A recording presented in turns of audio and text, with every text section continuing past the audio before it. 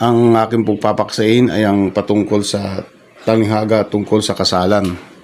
Nung nakaraang video, tinalakay doon ay ang tungkol sa 10 birhen. So, pinag-aralan natin kung sino yung 10 birhen. So, yung 10 birhen na ito ay mga alipin. Hindi po sila bride. So, yung bride ay ang iglesia.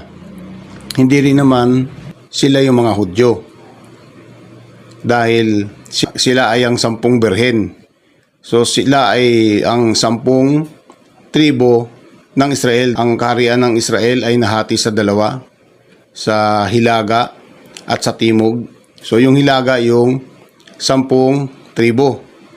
So ito yung 10 birhen.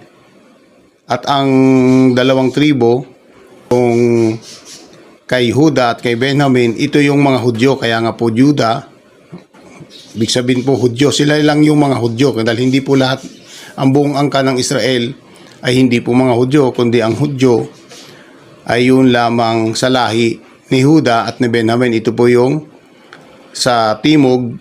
At sabi pa sinabi sa 9, at sinabi sa akin ng anghel, isulat mo ito, pinagpala ang mga ininahan sa kasalan ng kordero. Itong paniya, ito ay tunay na mga salita ng Diyos. Ang sabi niyan, pinagpala ang ininihan. So yung mga ininihan, pinagpala. Mapapansin po ninyo rito, mayroon po kasing ibang nagtuturo na ang kaligtasan sa iglesia lang. Nalidin po yun. Totally, hindi lang po sa iglesia o sa bride lang ang kaligtasan. Ang kaligtasan din po